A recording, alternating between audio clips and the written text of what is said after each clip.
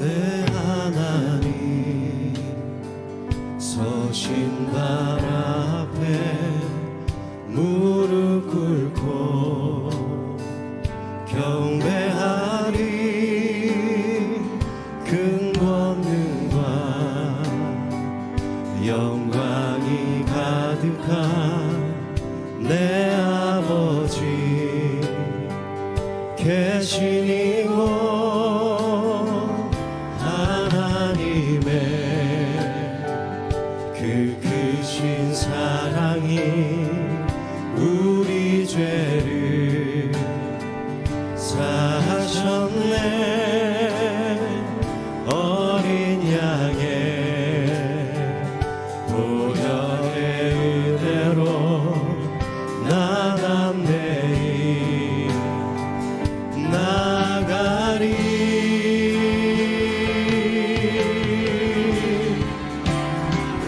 오 하나님 그 빛난 얼굴 배우며 두 손 들고 나가리. 찬송과 존귀와 영광과 능력을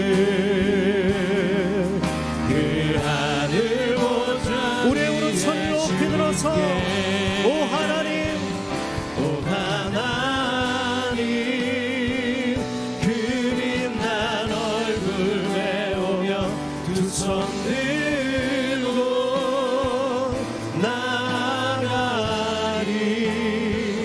찬송과 존귀와 영광과 능력을 그 하늘 보좌 위에 주님께 찬송과 존귀와 영광과 능력을 그 하늘 보좌 위에 주님께. 할렐루야. 모든 만물의 창조자이신 주님을 찬양합니다. 우리 다시 한 번 더 박수로 주님께 영광 돌리며 나가십시다. 아멘.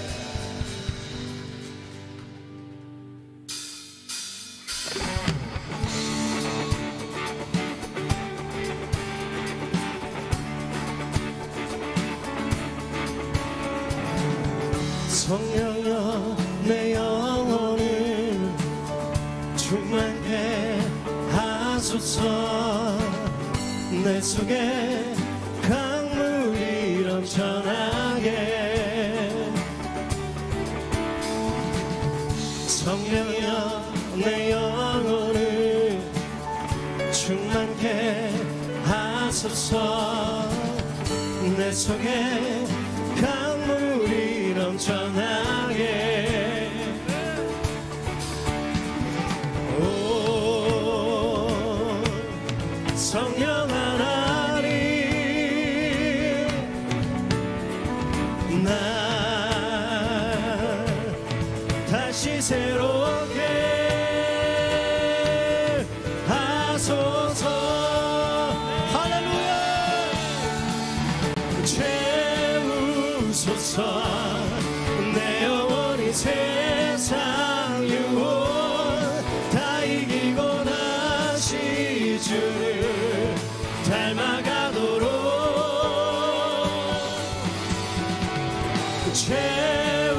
채우소서.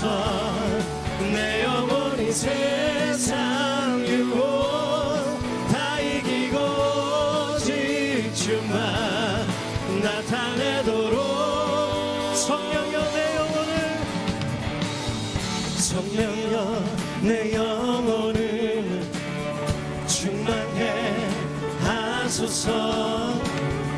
내 속에 강물이 넘쳐나게. 성령여 내 영혼을 충만케 하소서. 내 속에 강물이 넘쳐나게. 오 성령 하나님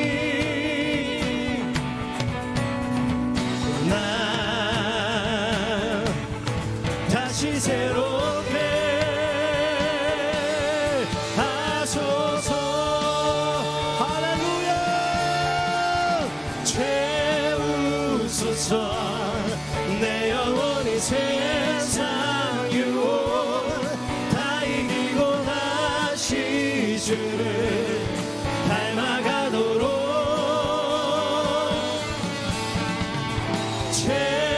채우소서 내 영혼이 세상 유혹 다 이기고 오직 주만 나타내도록 오 성령 하나님, 오 성령 하나님 나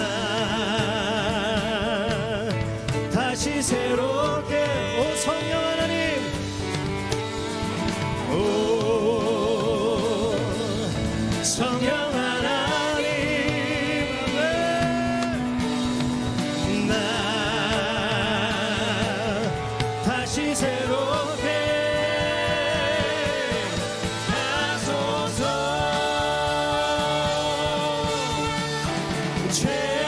채우소서 내 영혼이 세상 유혹 다 이기고 다시 주를 닮아가도록 채우소서, 채우소서 내 영혼이 세상 유혹 다 이기고 오직 주만 나타내도록 이것이 나의 간증이요 이것이 나의 찬송일세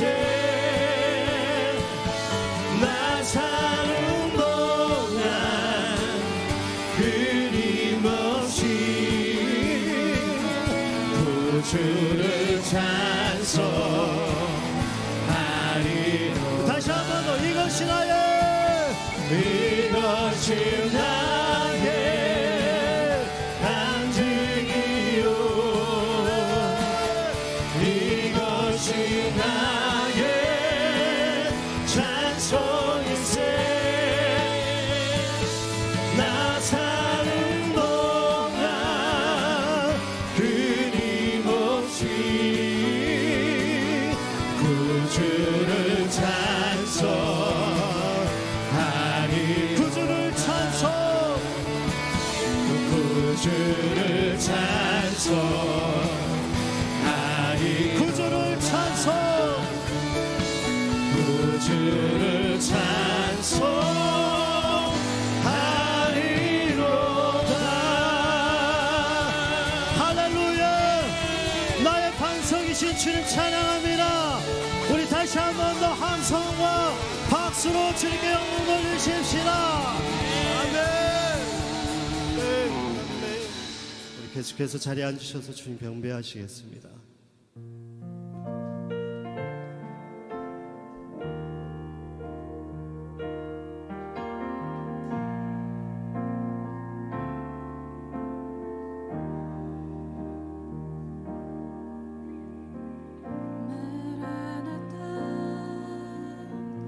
주 예수여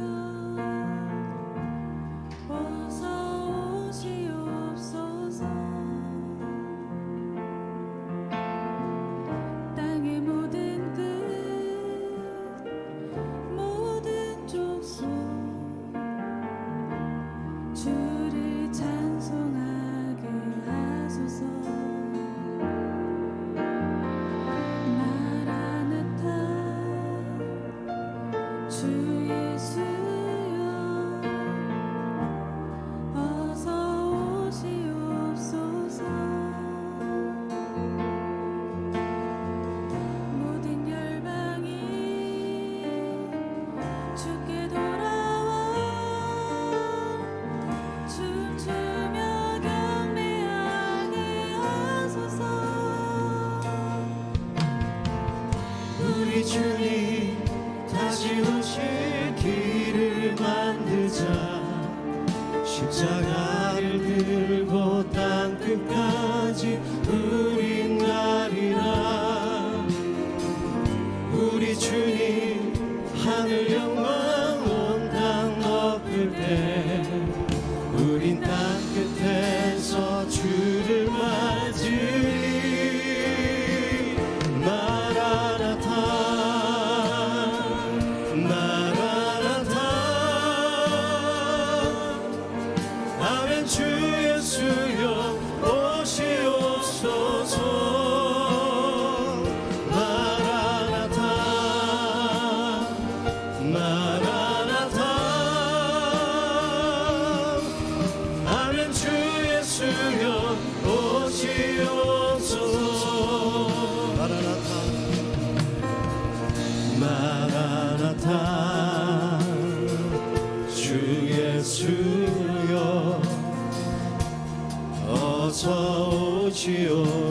하소서. 땅의 모든 끝 모든 족속 주를 찬송하게 하소서. 마라나타 주 예수여 어서 오시옵소서. 모든 열방이 주께 돌아와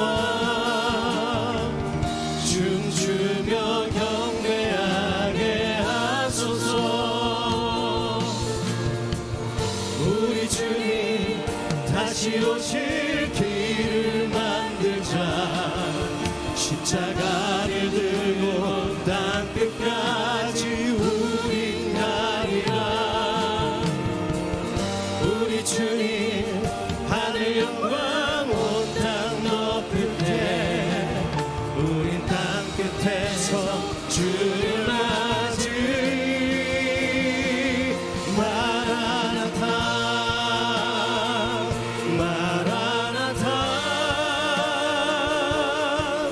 아멘. 주 예수여 오시옵소서. 마라나타 마라나타 아멘. 주 예수여 오시옵소서. 우리 주님 다시 오실 길을 만들자. 우리 주님 다시 오실 길을 만들자.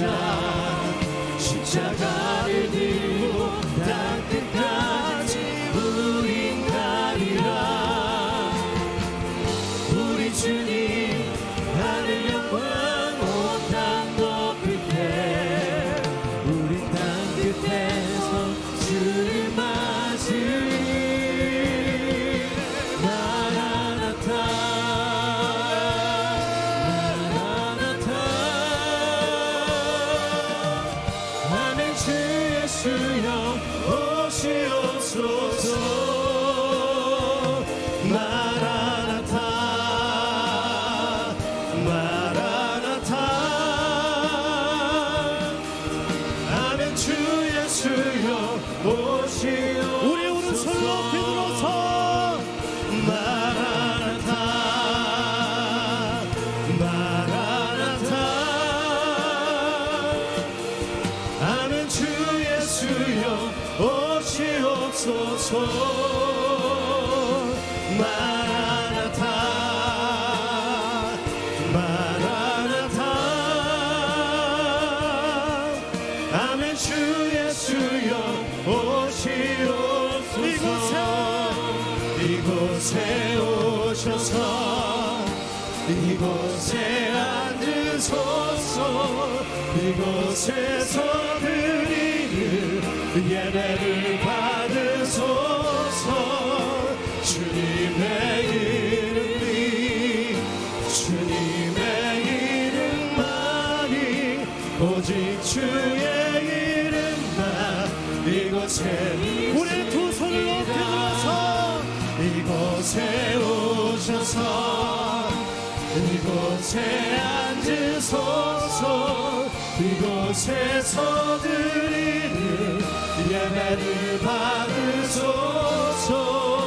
주님의 이름이 주님의 이름만이 오직 주의 이름만 이곳에 있습니다.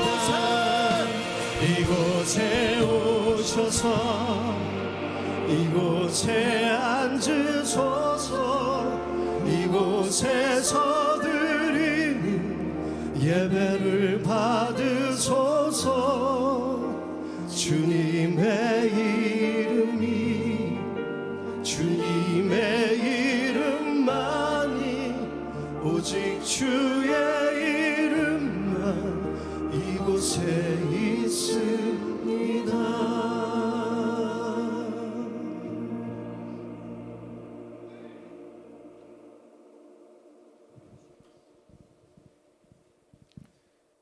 사랑과 은혜가 충만하신 하나님 아버지, 오늘도 이 자리에 부족한 모습으로 나와 하나님 아버지께 겸손히 머리 숙이오며 이 자리를 사모하는 심정으로 나온 형제 자매들을 긍휼히 여겨 주시오며 저희들의 찬양과 기도와 말씀 중에 함께 하시는 주님, 이 예배를 받아 주시기를 바라오며 기도드립니다.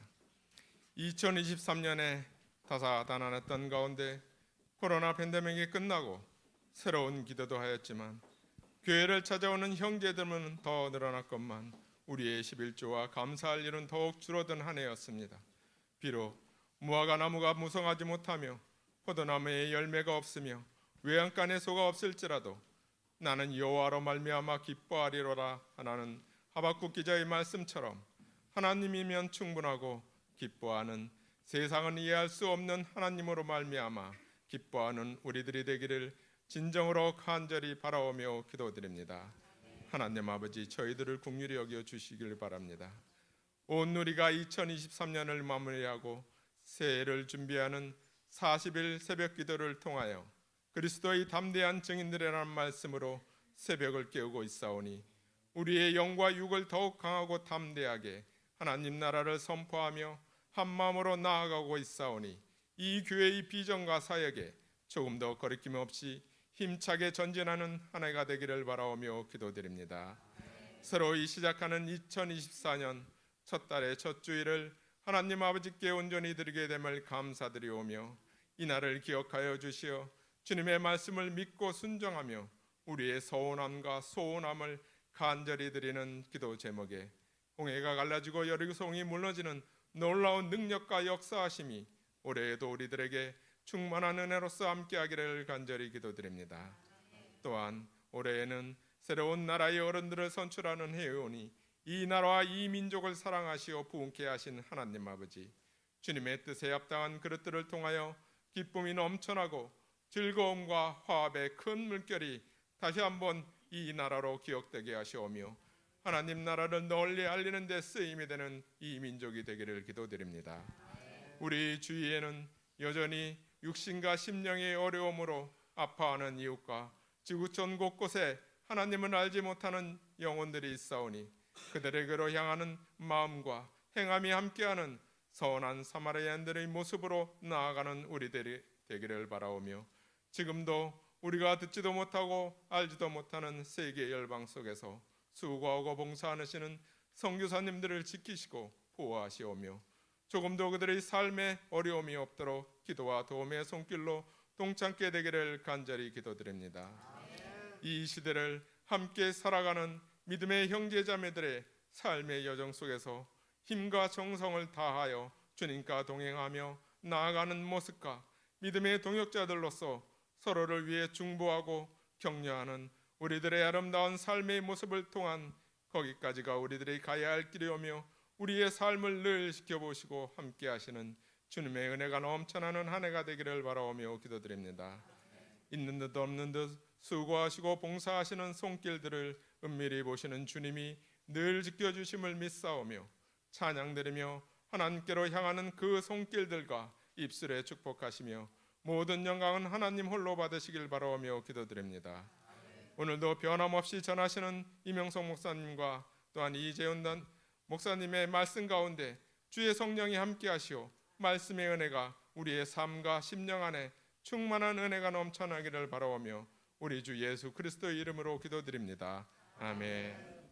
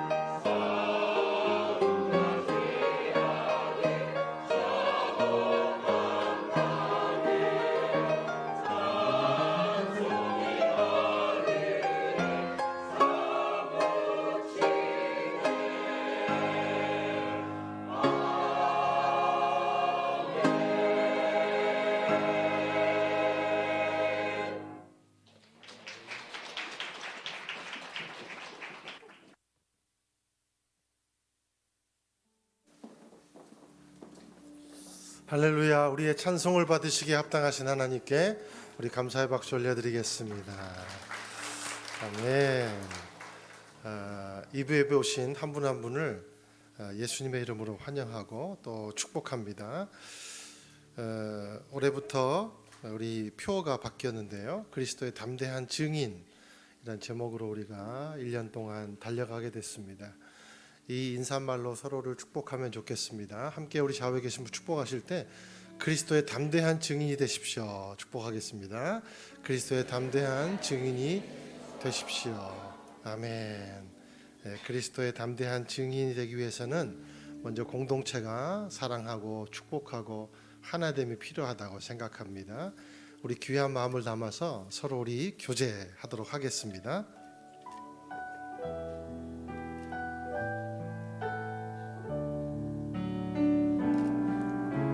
God bless you. 주님의 크신 은혜가 당신의 영혼 속에 가득 흘러 넘치기를. 당신의 몸과 마음 붙드시며 행하는 그 모든 것을 지키시며 보호하시고 참 기쁨이 우리 오랜만에 오신 분이 있거나 처음 오신 분이 계시면 더욱더 우리 손을 뻗어서 함께 축복하겠습니다. God bless you. God bless you. God bless you. God bless you. 축복해요. 감사해요. 축복해요. 감사해요. 우리 하나님께 감사의 박수를 서로에게는 격려의 박수를 나누겠습니다. 아멘.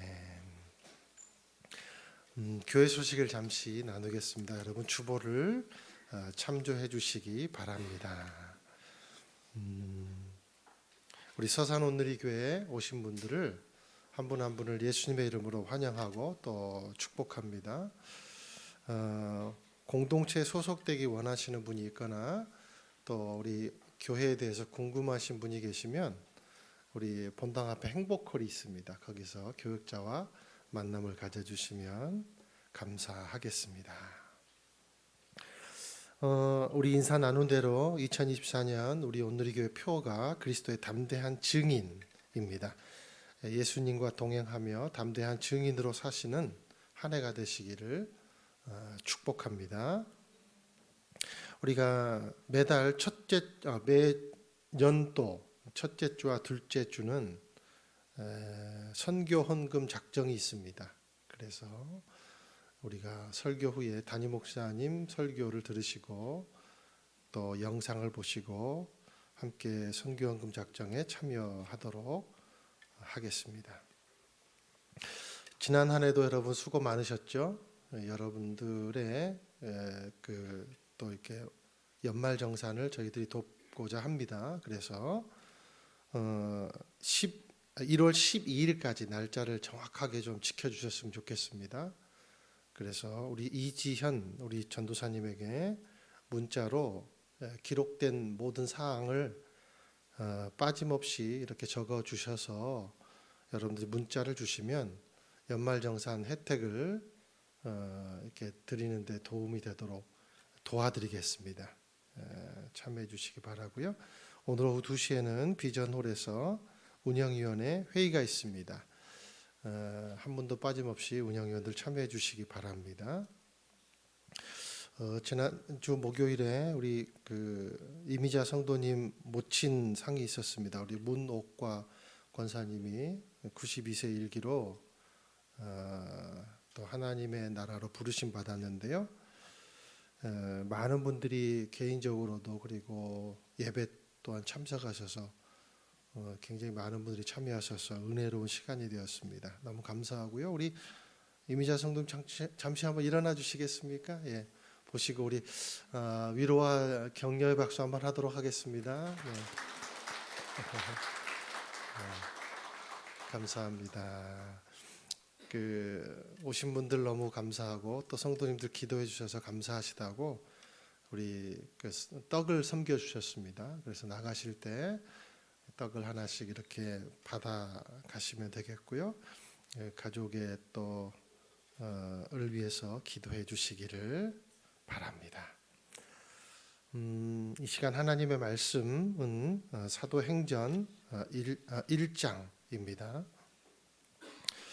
사도행전 1장 1절에서 11절까지를 교독하도록 하겠습니다.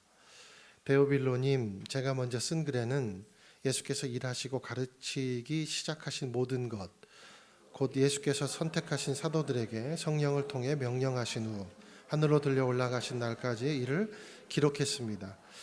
예수께서 고난당하신 후에 자신이 살아계심을 여러 가지 확실한 증거로 사도들에게 직접 보여주셨고 40일 동안 그들에게 나타나 하나님 나라에 대한 일을 말씀하셨습니다. 그들과 함께 모였을 때 예수께서 이렇게 명령하셨습니다. 예루살렘을 떠나지 말고 너희가 내게 들은 대로 내 아버지가 약속하신 선물을 기다리라. 요한은 물로 세례를 주었지만 너희는 며칠 안에 성령으로 세례를 받을 것이다. 그래서 그들은 다 같이 모여 있을 때 예수께 물었습니다. 주여, 주께서 이스라엘에게 나라를 회복시켜 주시려는 것이 지금입니까? 예수께서 그들에게 말씀하셨습니다. 그날과 그때는 아버지께서 자신의 권세로 정하셨으니 너희가 알 것이 아니다. 그러나 성령께서 너에게 오시면 너희가 권능을 받고 예루살렘과 온 유대와 사마리아와 땅끝까지 이르러 내 증인이 될 것이다. 예수께서 이 말씀을 하신 뒤 그들의 눈앞에서 들려 올라가셨습니다. 그리고 예수의 모습이 이내 구름 속으로 사라져 보이지 않게 됐습니다. 그들은 예수께서 올라가시는 동안 계속 하늘을 뚫어지게 쳐다보고 있었습니다.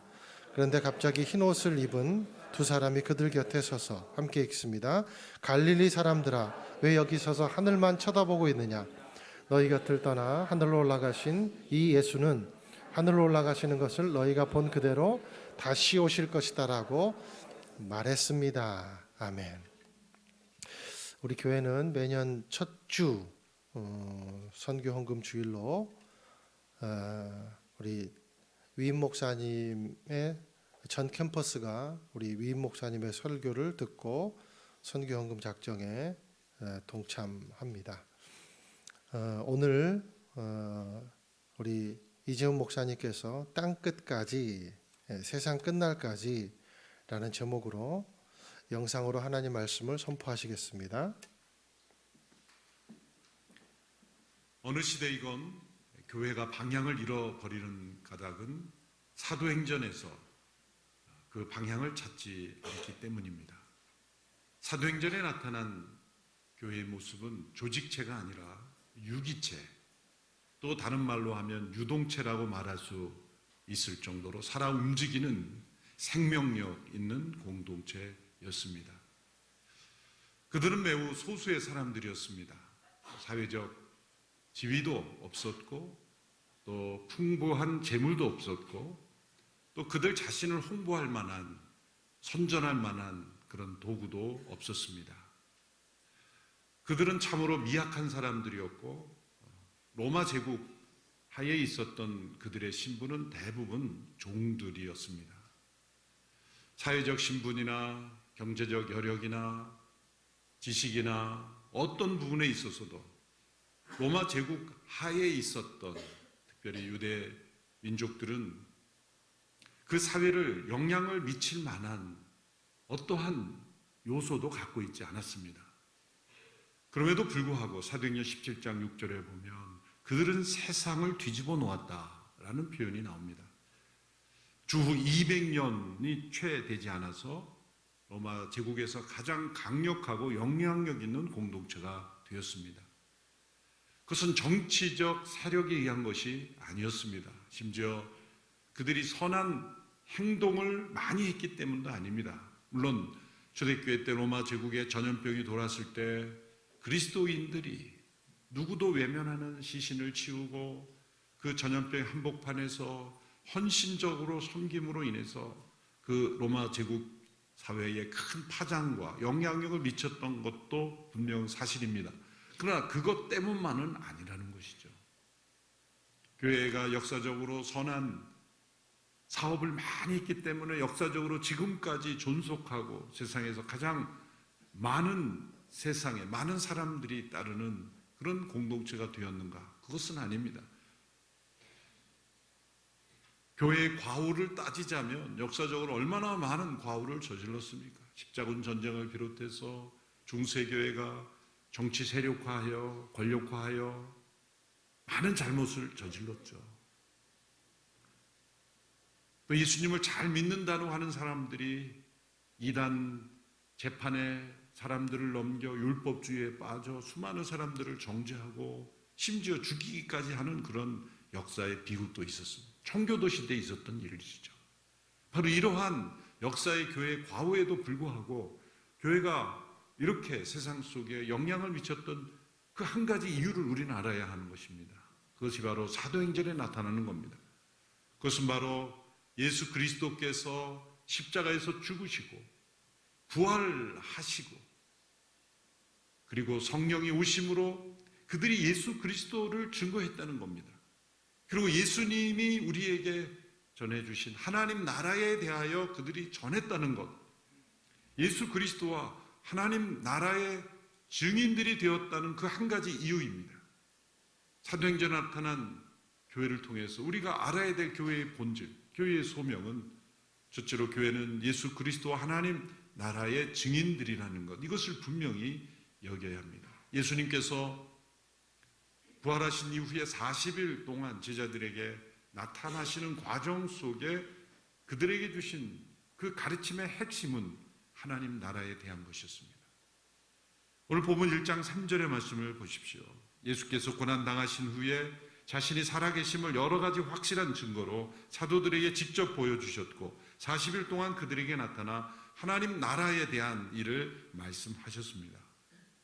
예수님께서 공생애를 시작하실 때 제일 먼저 하신 말씀도 역시 하나님 나라에 대한 것이었습니다. 마가복음 1장 15절의 말씀입니다. 함께 읽습니다. 때가 찼고 하나님 나라가 가까이 왔으니 회개하고 복음을 믿으라.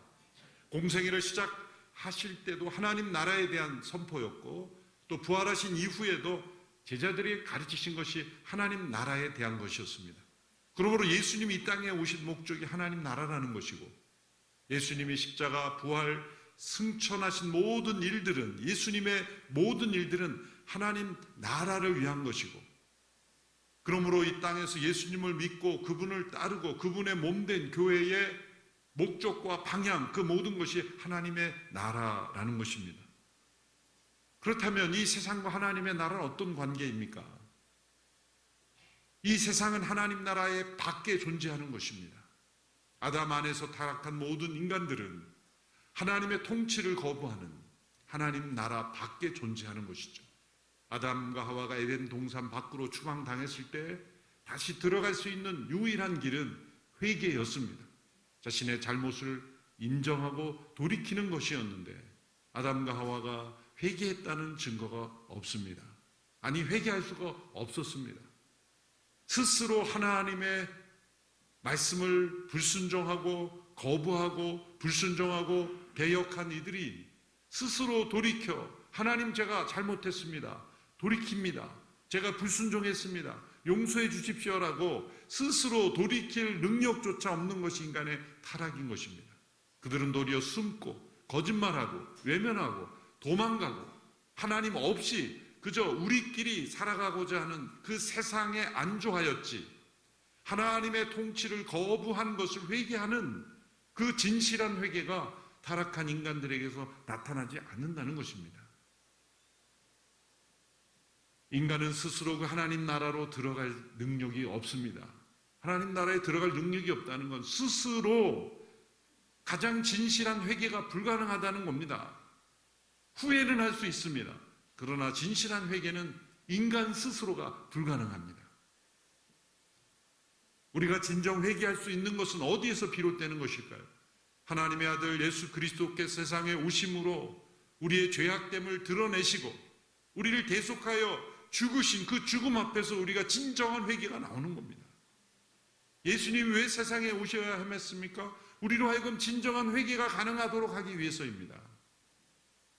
예수님의 죽음이 나의 옛사람의 죽음임을 알려주셨고 그 길을 보여주셨기에 우리가 회개하는 것은 스스로 돌이키는 것이 아닙니다. 스스로 각성하는 것도 아닙니다. 예수님의 죽음을 붙잡고 예수님의 죽음이 나의 옛사람이 죽음이라는 길을 보여주셨기 때문에 그 길로 들어갈 때 우리 안에 진정한 회개가 일어나는 것입니다. 그리고 우리 안에 그 하나님 나라에 들어갈 수 있는 새 생명이 태어나는 것이고 그리스도 안에 새 사람이 되는 것이죠. 예수님은 이 일을 위해 오신 것입니다. 그러므로 하나님의 나라가 존재합니다. 하나님의 통치가 역사하는 나라가 존재합니다. 세상은 보이는 세상입니다만 보이지 않는 그 하나님의 나라와 그 보이는 세상을 연결하는 부르심이 바로 교회에 있습니다. 유한한 세상과 영원한 하나님의 나라를 연결하는 공동체입니다. 예수님께서 그래서 천국의 열쇠를 우리에게 준다. 하나님의 나라의 열쇠를 우리에게 맡기셨다 그랬습니다. 그 열쇠는 무엇입니까? 예수 그리스도를 그리스도라고 고백하는 신앙 고백입니다. 예수님이 우리의 머리이시며 하나님의 나라에 들어가는 길이요 진리요 생명이심을 증거하는 것, 그것이 열쇠입니다. 우리가 예수님 믿는다는 것은 그 하나님 나라에 들어간다는 것이고 그 하나님 나라의 백성으로 이 세상에서 살아간다는 뜻입니다. 그래서 교회의 방향은 언제나 하나님의 나라이어야 합니다. 교회는 사람들이 모여 의기투합해요. 제도를 만들고 정관을 만들고 조직을 만들어서 우리끼리 무엇인가를 해보자라고 그렇게 일을 추진하는 공동체가 아닙니다. 교회는 이 하나님 나라의 대사관으로 부름을 받은 것입니다. 어느 나라의 대사로 임명을 받아 간 분들은 자기 의견을 이야기하지 않습니다. 그 나라와 상대할 때 내 생각은 이렇게 말하지 않습니다. 본국의 의견을 말할 뿐입니다. 철저하게 그 대사들은 자기 의견에 사로잡히면 안 됩니다. 왜? 스스로 보냄받은 것이 아니기 때문이죠. 보냄받은 그 본국의 의견과 정책을 철저히 반영하는 것으로 부르심을 받은 겁니다. 교회는 하나님 나라의 대사관으로서 우리 모두는 그 나라의 백성으로서 그 나라를 대변하고 그 나라의 정책과 그 나라의 실제를 알리는 것, 그것이 우리의 책임입니다. 우리는 어떤 세상의 부름을 받았습니까? 우리가 보냄받은 이 세상이라는 제국은 어떤 세상일까요? 신약 성경에 나타난 사도행전에 하나님 나라의 백성들은 로마 제국이 지배하는 그 당시에 그 세계의 부름을 받았습니다. 역사상 모든 교회들이 어떠한 제국의 부름을 받은 거예요. 오늘 우리가 부름받은 이 제국은 포스트 모더니즘이라고 하는 탈근대주의라고 그러죠. 그런 세상에, 그런 사상이 지배하는 제국의 부름을 받은 겁니다. 놀랍게도 이 제국은 역사상 어떠한 시대의 사상보다도 하나님을 부정하고 대적하며 성경과 하나님의 권위를 부정하고 교회를 무용하게 여기는 그러한 사상으로 무장된 제국입니다. 로마 황제의 막강한 권력보다도 더 무서운 보이지 않는 사상이라는 권력으로 하나님을 대적하는 세상의 제국으로 우림을 부름을 받았습니다. 세계 곳곳에서 일어나는 사회적 성운동이라든지 인권이라는 이름으로 포장된 하나님을 대적하는 이 엄청난 흐름 속에 우리가 보냄을 받은 거예요. 근대주의만 해도, 모더니즘만 해도 이성과 과학을 하나님처럼 높이 세워서 하나님을 대적했지만 그래도 그 시대에는 양성 질서라는 걸 부정하지는 않았어요. 이성과 과학으로도 그게 맞기 때문이죠. 그러나 이 탈근대주의 시대는 이성과 과학도 부정해버립니다. 가장 중요한 것이 무엇이냐면 나의 느낌입니다. 내가 느끼는 게 곧 진리이고 내가 느끼는 것이 곧 옳은 것입니다. 옳고 그름이라는 기준을 인정하지 않는 시대, 얼마나 무서운 시대입니까? 누구도 누구를 판단해서 안 된다는 것이고 누구도 나에게 이래야 된다 저래야 된다 말할 수 없다는 그런 시대. 이 시대에 우리가 부름을 받은 거예요. 이 시대에 오직 예수님만이 길이요 진리요 생명이라는 것은 그런 사람들에게는 독선과 편견과 아집이라고 여겨지는 거예요. 이런 엄청난 사상적인 프레임으로 교회를 대적하니 젊은이들은 그게 맞는 거예요. 그게 옳게 보이는 것이고 그게 멋있어 보이는 거예요. 그래 교회를 떠나는 겁니다. 성경이 하나님의 말씀이라는 것은 예수 믿는 사람들의 주장이지 모든 사람들이 받아들여야 될 것이 아니다. 그러므로 공적인 영역에서는 신앙 얘기하면 안 되고 성경 얘기하면 안 된다. 그 출발이 미국에서는 케네디 대통령이었습니다. 그 이전만 해도 모든 학교에서는 공립학교든 사립학교든 신앙의 자유에 따라 선생님은 나는 성경을 사랑하니 여러분도 성경을 사랑해야 됩니다. 그렇게 성경 이야기를 수업 시간에 자유롭게 할 수 있던 그 시대 케네디 대통령이 못하게 한 거죠. 공적인 영역에서는 그런 거 하면 안 된다. 그건 사적인 영역, 프라이빗 월드에서 교회나 가서 하고 집에서나 하지 학교나 공공기관이나 대중장소에서는 그런 거 하면 안 된다. 그게 포스트 모더니즘의 제도화된 시작이었어요. 우리나라에도 그런 게 들어왔죠. 심지어 사립학교, 기독교 사립학교에서조차 성경을 못 가르치고 종교학을 가르치게 하는 거예요. 이런 엄청난 사상적인 흐름 속에 있는 제국에 우리가 부름을 받아 우리가 어떻게 예수님이 길과 진리와 생명이라는 것을 증거할 수 있겠습니까? 세상의 제국에 휩쓸리지 않으려면 우리가 그리스도와 하나님 나라의 담대한 증인이 되지 않고는 이 세상의 제국에 휩쓸려 가는 겁니다.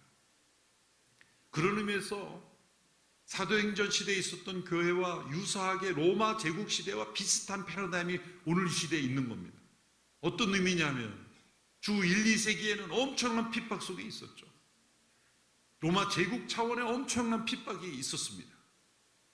사람들이 끌려가 화형당하고 로마 경기장에 먹잇감이 되고 놀잇감이 되고 로마 군인들이 전쟁에 승리하고 오면 그리스도인들을 시체를 장대에 매달아 놓고 거기에 기름을 해서 불을 붙여서 가로등처럼 사용하고 그랬습니다. 얼마나 무시무시한 핍박입니까? 그런데 예수 믿는 사람은 늘어났어요. 그런데 313년 이후 콘스탄틴 황제에 의해서 로마가 기독교를 공인하게 되고 그리스도인들이 많아지며 인정받게 되니까 더 이상 핍박이 사라지고 도리어 그리스도인들이 세상에 세력화처럼 보이니까 사람들은 영적인 능력을 잃어버리기 시작했습니다. 그게 오늘 이 시대에 일어나고 있는 일입니다. 유럽과 북미를 보십시오. 이제는 교회가 문화화되어 버리고 제도 속에는 숨어 있는지 모르지만 정기적으로 예배 출석하며 예수님의 증인이 된 사람들은 급격히 줄어가고 있고 도리어 하나님을 배격하는 하나님의 창조 질서를 거부하는 그런 흐름으로 되어버리고 말았어요. 그런 아시아, 아프리카 이런 지역에 특별히 이슬람 지역에 예수님 믿는다는 것이 엄청난 핍박을 받을 수 있는 그런 지역에서는 도리어 교회가 성장하고 있는 겁니다. 이런 역설적인 현상을 어떻게 설명하겠습니까? 로마 제국에서 일어났던 일이 그대로 일어나고 있는 겁니다.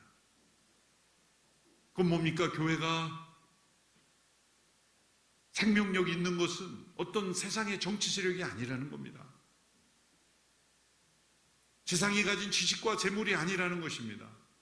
오직 한 가지, 예수 그리스도께서 하나님의 아들 되심과 그분이 우리에게 전해주신 하나님의 나라가 실제하다는 것, 그것을 증거하는 교회로 존재할 때만 교회는 어떤 시대에 있는지 생명력 있게 존재했다는 것입니다. 둘째로 교회는 성령의 능력으로 땅끝까지 나아가는 증인이에요. 이 땅끝을 향하고 있는가 아닌가가 교회의 생명력을 결정하는 것입니다. 저희 교회에서 사역하다 다른 교회 담임 목사로 가신 분이 초청을 해줘서 하루 저녁 부흥회 집회를 갔었는데 그 목사님이 식사 도중에 저에게 이런 말을 했습니다. 목사님, 제가 부임하자마자 그 교회 가장 오래 섬긴 분 한 분이 찾아오셔서 조언을 하겠다 그래서 네, 말씀해 주십시오. 그분이 하는 말씀이 우리 교회 여러 목사님들이 담임으로 왔는데 오실 때마다 강조하는 세 가지가 있었는데 저는 그 세 가지가 너무 마음에 안 들고 싫습니다. 그것 좀 고쳐달라는 거예요. 그게 뭡니까? 이제 첫 번째, 땅끝. 오늘 목사님마다 땅끝 그러는데 가보지도 않은 땅끝을 왜 이렇게 강조하는지 우리 집 주변부터 잘해야지 무슨 땅끝을 자꾸 얘기합니다. 두 번째, 차세대. 우리 같은 오래된 세대가 얼마나 많이 헌신했는데 맨날 차세대만 아끼고 차세대만 예산 많이 주고 우리 같은 올드 세대는 예산도 안 주고. 세 번째, 새신자. 담임 목사들은 새신자 맞다 그러면은 그냥 맨발로 뛰어나가듯 환영하면서 우리 같은 헌신자들은 헌신짝처럼 버리고 다 마음에 안 든다는 거예요. 이 세 가지 좀 강조하지 말자 그러잖아요. 정말이냐고. 정말이라는 거예요. 생각해보니까 저도 그런 비슷한 얘기를 미국에서 목회할 때 들었던 것 같아요. 그것도 오래된 분이 오셔서 그때 막 새가족들이 막 오는데 저한테 와 진지하게 얘기하는 거예요. 목사님, 저는 새가족 많이 오는 거 원치 않습니다. 주차할 데도 없고 앉을 자리도 없는데 왜 이렇게 새가족 환영합니까? 교회의 진정한 방향을 잃어버린 모습들이죠. 교회가 왜 존재하는가? 클럽처럼 존재하려면 이분들의 말이 맞아요. 클럽은 통제하잖아요. 아무나 회원으로 안 받습니다. 누구나 와서 하면은 클럽이 붕괴되는 거죠. 클럽 멤버들을 위해 존재하니까 어떤 클럽에 간다 그러면 쉽게 받아줍니까? 클럽의 정체성과 그 멤버들이 동의해서 우리가 받을 수 있는 사람이라 할 때 받는 거죠. 그게 클럽이에요. 세상의 클럽은 그렇게 존재하는 겁니다.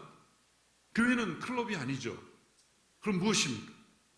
사도행전에 나타난 교회는 땅끝을 향해 나간 거예요.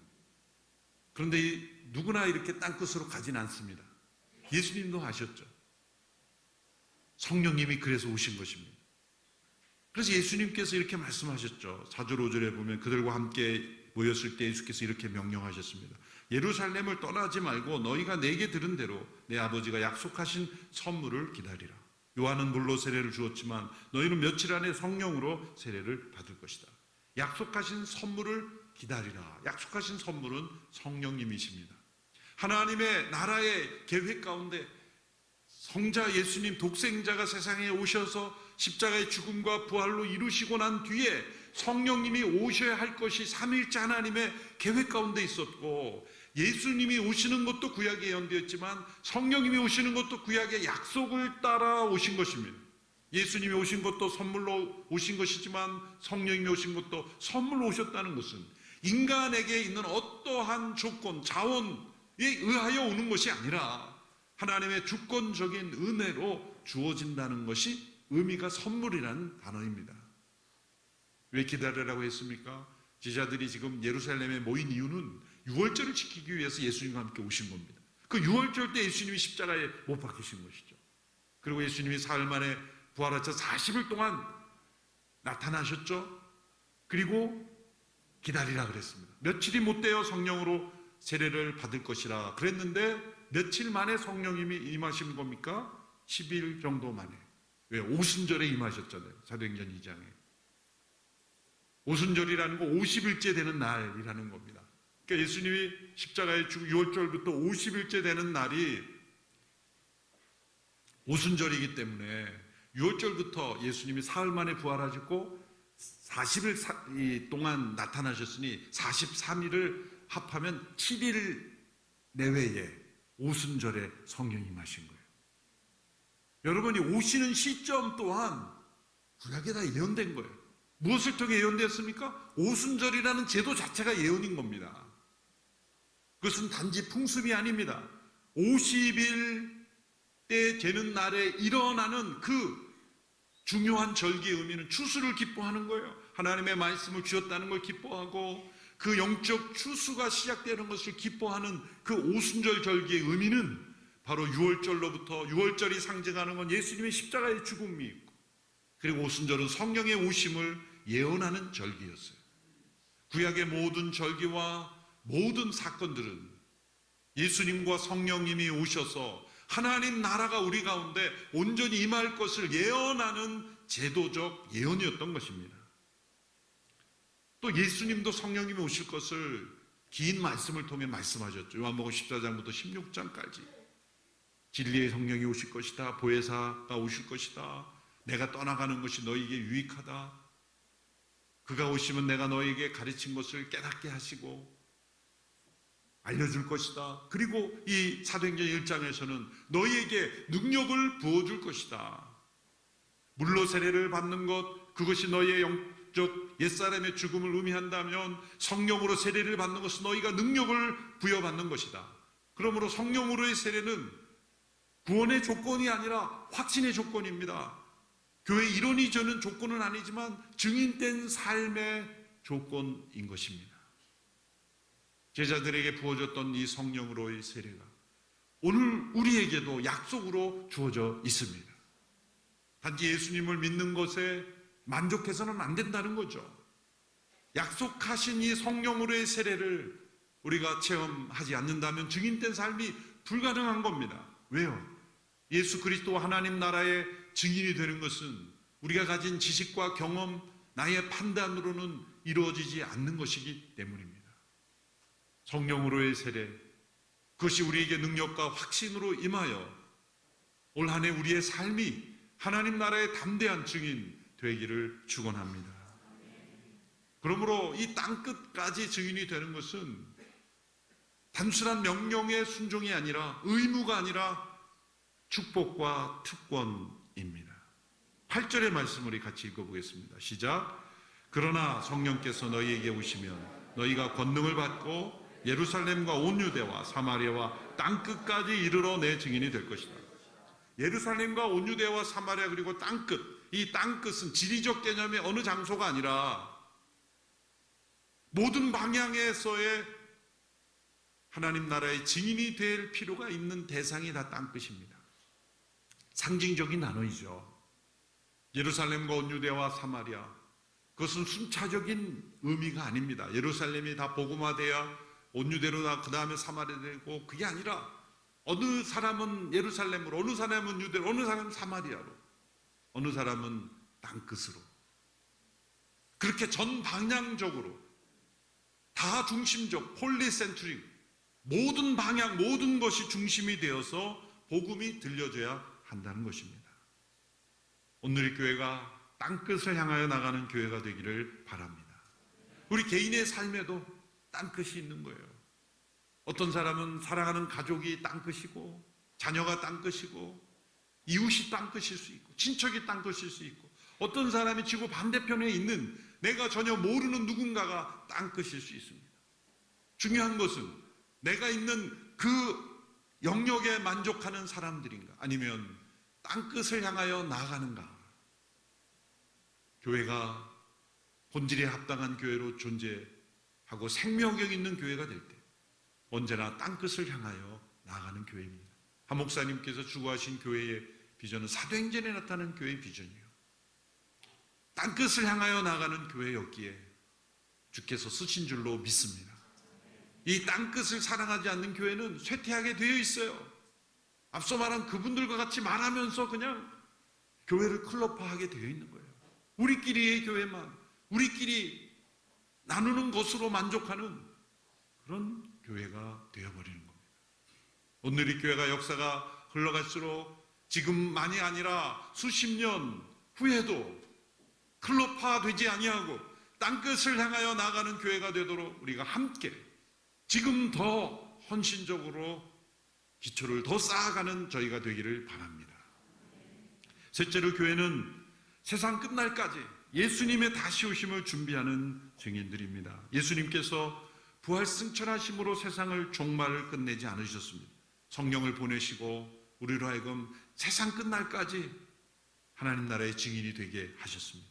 그래서 하나님의 나라는 예수님께서 처음 오신 초림과 다시 오시는 재림, 이 두 단계를 거쳐서 이루어집니다. 어떤 분은 그렇게 생각하죠. 아니 한 번에 오셔서 끝낼 거지 왜 이렇게 번거롭게 두 번 오십니까?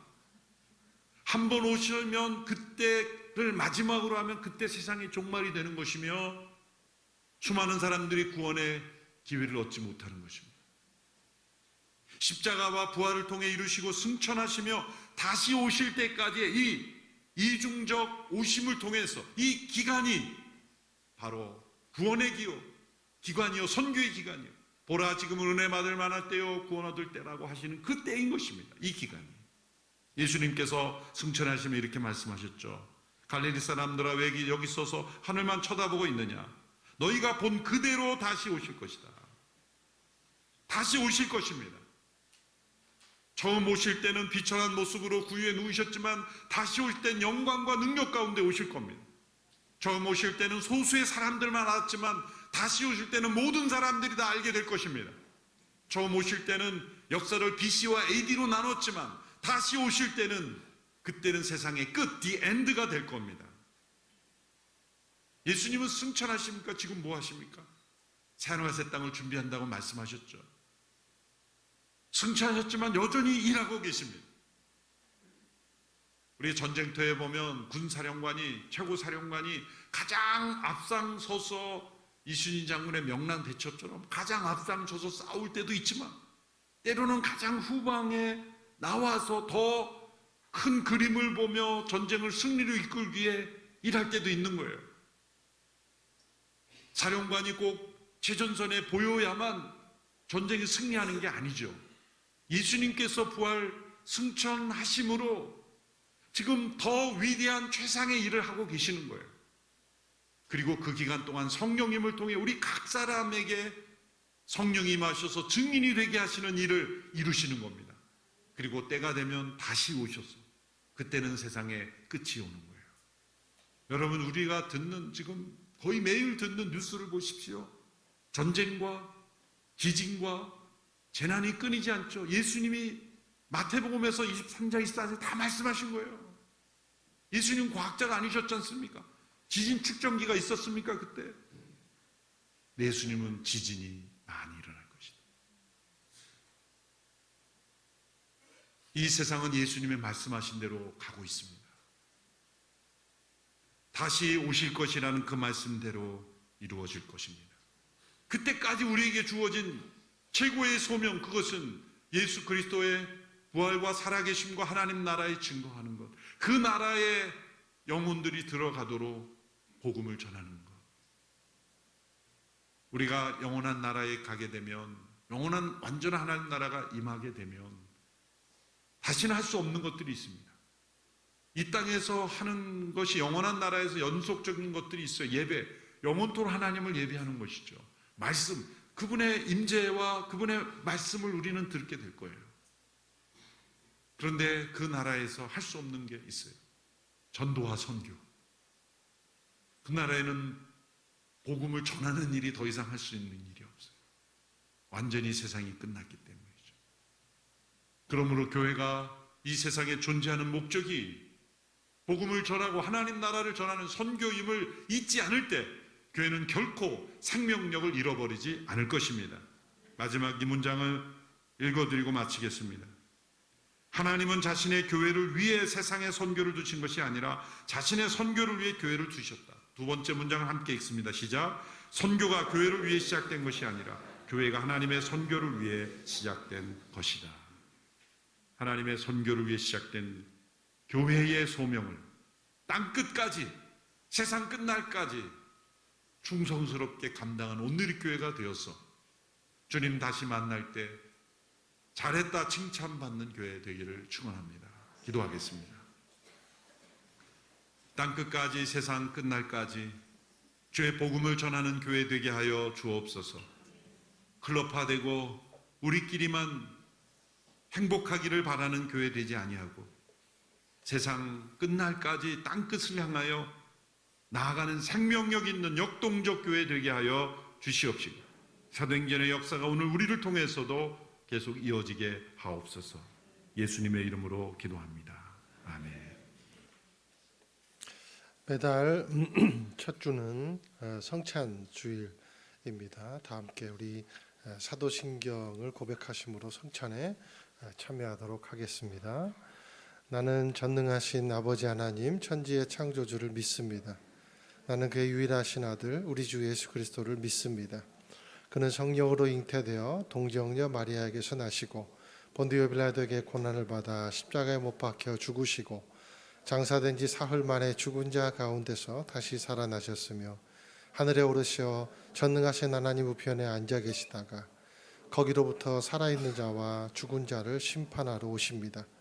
나는 성령을 믿으며 거룩한 공교회와 성도의 교제와 죄를 용서받는 것과 몸의 부활과 영생을 믿습니다. 아멘. 이 시간 주님의 고난에 동참하는 마음으로 잔을 떡을 받아 들겠습니다.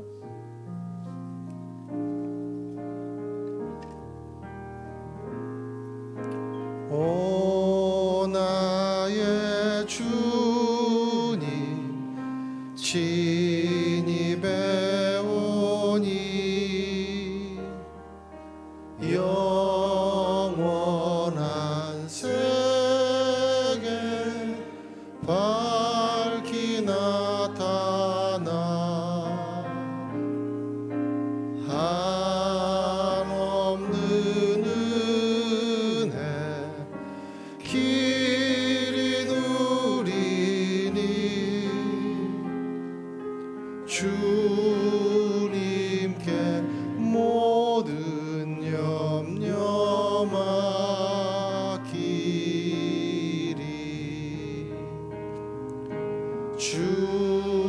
주님의 떡을 내가 먹으며 주님의 잔을 내가 마시고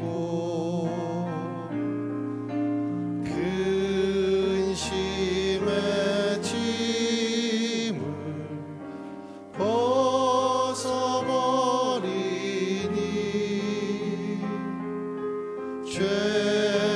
죄사함 받아 내 맘 새롭다.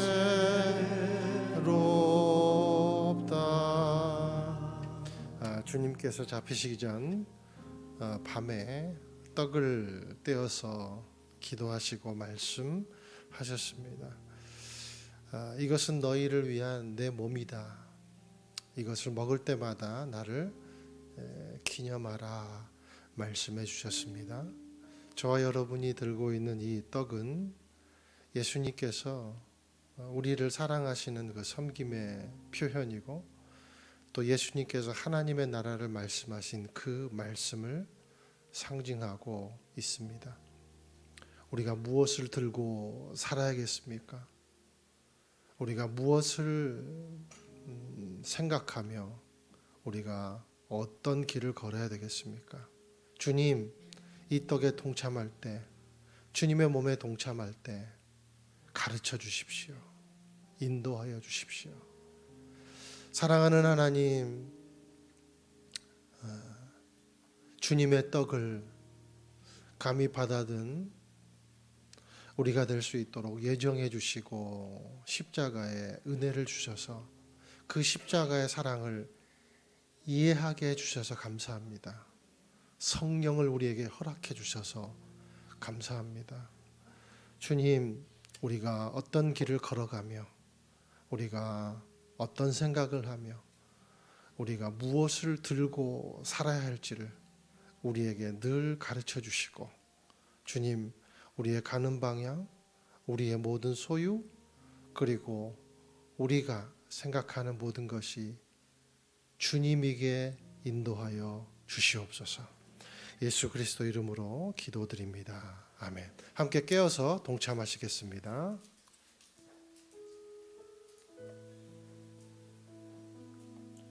이제 잔을 받아 드시겠습니다. 함께 찬양하시겠습니다. 주의 보좌로 나아갈 때 주의 보좌로 나아갈 때에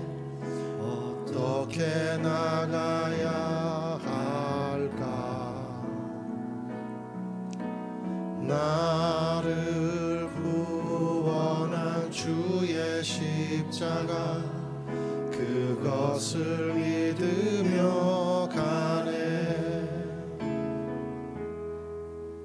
주의 보좌로 나아갈 때에 나 여전히 부족하나. 나를 품으신 주의 그 사랑 그것을 믿으며 가네. 자격 없는 내 힘이 아니 오직 예수님의 보혈로. 자격 없는 내 힘이 아니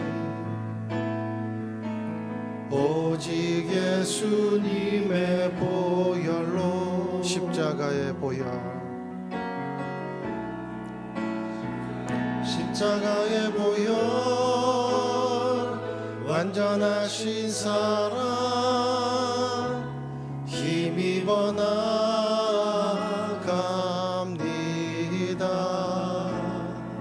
십자가의 보혈, 완전하신 사랑 힘입어 예배합니다. 또 예수께서 식사 후에 잔을 들고 말씀하셨습니다. 이 잔은 내 피다. 이 잔을 마실 때마다 나를 기념하라. 우리가 살아가는 능력은 보혈의 능력임을 고백합니다. 우리가 붙들어야 할 가장 강인한 능력은 바로 부활을 가능케 한 보혈의 능력임을 저희들이 믿고 의지합니다. 그 능력 의지하여 이 땅 가운데 주신 소명 감당하게 하여 주옵소서. 그 능력 의지해서 우리 교회가 땅끝까지 나아가는, 또 이 땅의 모든 세대들을 품어내는 주님 사방의 교회가 될 수 있게 역사해 주옵소서. 일방의 교회가 되지 말게 해 주옵소서. 하나님 열방의 교회가 되게 해주시고, 주님 우리에게 세워주신 그 비전을 전하는 부활의 증인이 되게 하여 주시옵소서. 하나님 그러기 위해 우리가 성령의 충만함이 필요하옵나니 주의 보혈 의지하며 나아갈 때 보혜사 성령으로 충만할 수 있도록 역사하여 주시옵소서. 우리 함께 이 시간에 통성으로 기도하며 나가겠습니다. 사랑하는 하나님 아버지, 하나님께서 우리를 공동체로 세워주시고 함께 성찬에 참여하며 예수의 보혈의 은혜를 맛보는 귀한 공동체 되게 하심을 감사를 드립니다. 주님 이 보혈의 능력, 부활의 능력을 의지하며 나아갈 때 하나님 우리 교회가 차세대를 세우는 교회가 되게 하시고 건강한 가정을 세우는 교회가 되게 하시고 열방까지 복음을 전하는 교회가 되게 하여 주시옵소서. 아버지께서 부어주신 그 비전의 은혜를 따라 우리가 주의 능력을 의지하여 성령의 충만함으로 말미암아 아버지 초대교회에 부어주신 아버지 귀한 그 모델을 우리가 이루어내는 교회가 되게 해주시고 우리의 삶이 될 수 있도록 축복하여 주시옵소서. 주의 보혈을 의지하며 나아갑니다. 우리를 위해서 아낌없이 내어주신 그 사랑과 그 능력이 우리의 삶의 밑바탕이 됨을 믿습니다. 주여 그 보혈의 은혜를 의지하며 나아갈 때 증인으로서 부끄러운 삶을 살지 않도록 축복해 주시고 날마다 주님 마귀를 이기며 당당하게 예수의 보혈로 그 복음의 증거의 능력으로 살아갈 수 있게 하여 주시옵소서. 예수 그리스도의 이름으로 기도합니다. 아멘. 함께 우리 잔에 동참하시겠습니다.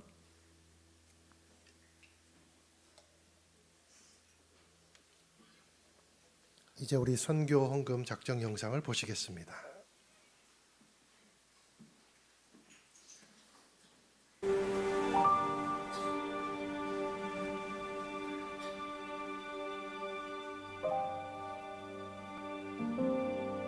하나님께서는 시대마다 그 시대에 필요한 소명을 주십니다. 고아와 과부를, 그리고 이방 사람들, 나그네를 사랑하시는 분입니다. 모든 아이들의 특징이 뭐냐면 난민으로 살면서 교육의 부재 속에 너무 오랫동안 있었다는 거죠. 또 텐트촌에 항상 가보면 아이들이 방치되어 있어요. 그러니까 뭐냐면 돌봄의 부재인 거죠. 부모가 없이 그냥 아이들만 텐트촌 속에서 계속 방치되는 모습을 보면서 태어나서 보는 것이 텐트 안에 어떤 무질서한 상황들, 어두운 색깔들, 그리고 집안에 아무것도 없는 그런 텅 빈 공간들. 언니가 자기 앞에서 자살하는 것까지 보았던 아이인데 되게 마음이 아프더라고요, 진짜.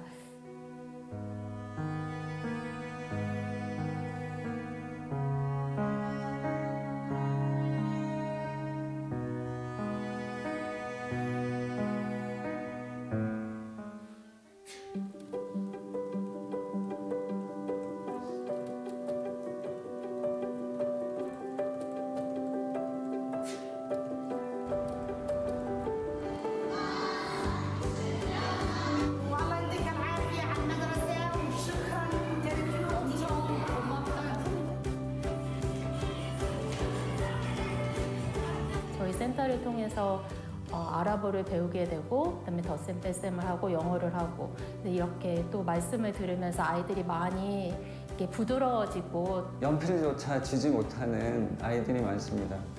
그 연필을 저희 교육센터에 와서 처음 쥐고 아이들이 이렇게 변화하는 것에 대해서 또 어머님들이 와서 감사하다고 얘기하고요. 먼 거림에도 불구하고 아이들의 센터까지 데리고 오는 이유는 너는 이들에게 다른 세상이 있다는 것을 알게 경험하게 해주라 라는 감동을 주셨어요.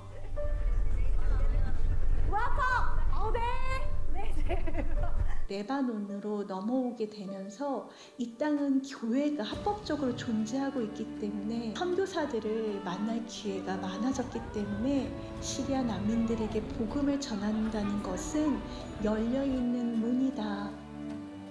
하나님을 알지 못하는 자들 가운데 하나님의 사랑을 전하고 그분이 예수 그리스도이시고 이 땅 가운데 오심을 또 저희들이 담대하게 나눌 수 있는 기회의 땅이고 축복의 땅입니다.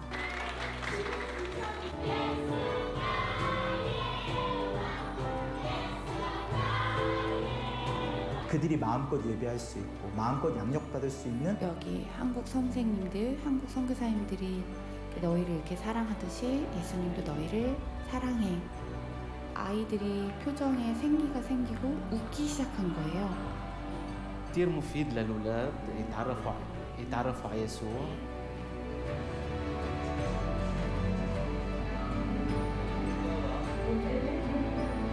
성령의 이름으로 세례를 주노라.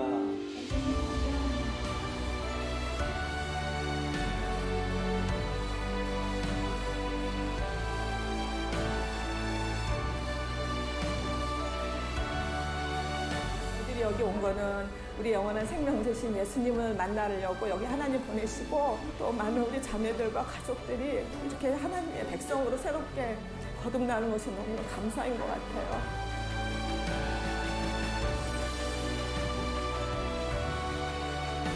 이 땅에 나그네 된 자들을 사랑하며 살아가는 것.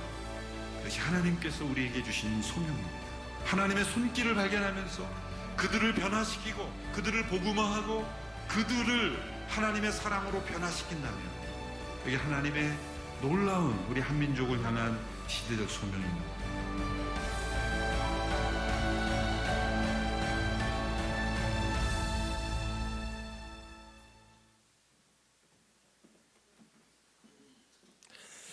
우리 교회가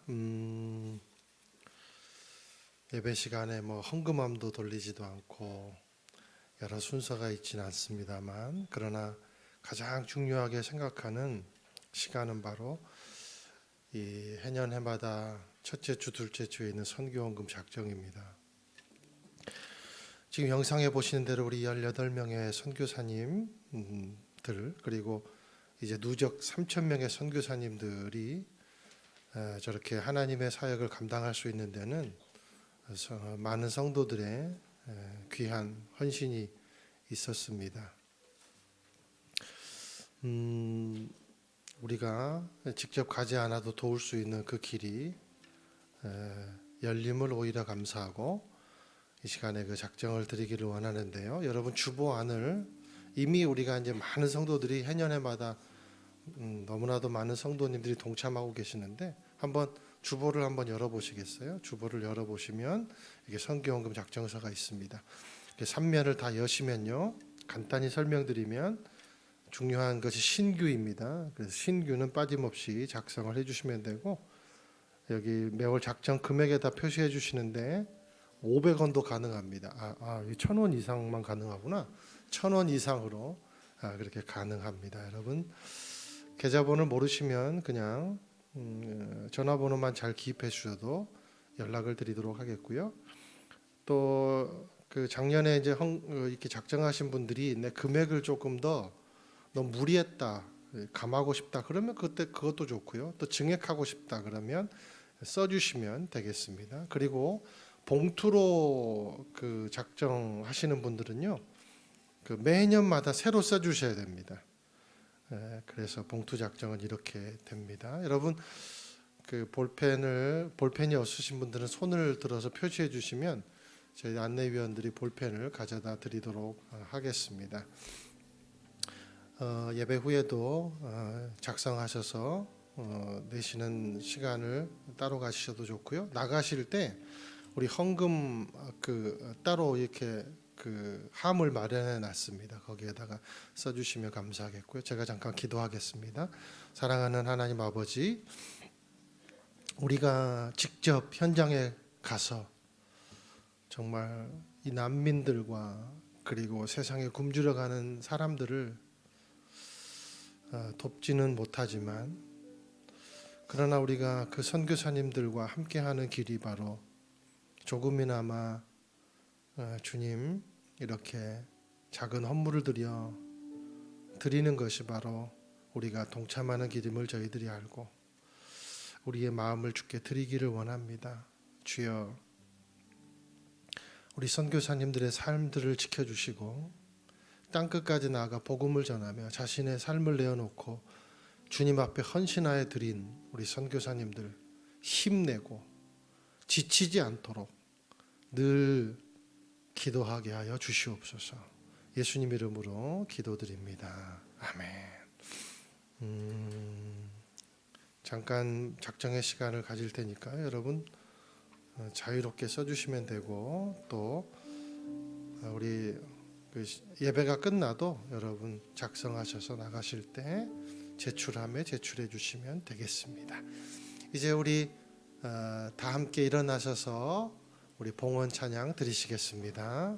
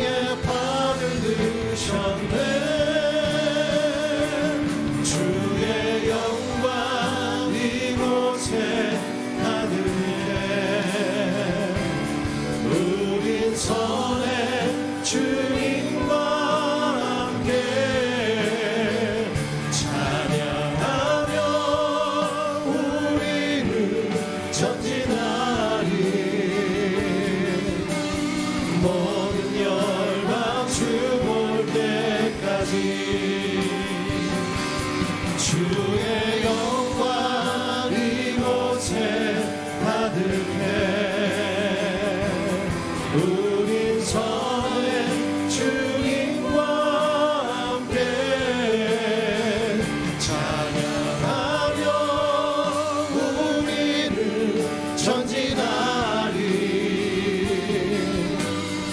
모든 열방 주볼 때까지. 자비하신 주님, 교회가 하나님 나라의 증인되고 성령의 능력으로 땅끝까지 나아가며 그리고 주님의 다시 오심을 준비하는 교회임을 가르쳐 주셔서 감사합니다. 이 정체성을 잃지 않도록 늘 성령으로 깨어 예배하게 하시고 기도하게 하시고 섬기게 하여 주시옵소서. 주님께 감사해 예물로 우리의 마음을 드립니다. 받아 주시옵소서. 그리고 우리의 삶과 우리의 일터에도 증인된 삶을 살 수 있도록 능력 주시고 풍성함으로 축복하여 주옵소서. 이제는 우리를 주에서 구원하신 예수 그리스도의 은혜와 하나님 아버지의 사랑과 성령의 충만케 하심이 세상 끝날까지 주님의 증인되어 살기를 소망합니다 고백하며 나아가는 귀한 하나님의 백성들 한 분 한 분 머리 위에 인생 위에 주의 자녀들의 미래 위에 그리고 이 땅과 민족 위에 땅끝까지 복음 전하는 선교사님들의 삶 위에 지금부터 영원토록 함께 하시기를 축원하옵나이다. 아멘. 다 함께 살아계신 하나님의 이름을 찬양합니다. 살아계신 주 나의 참된 소망 걱정 근심 전혀 없네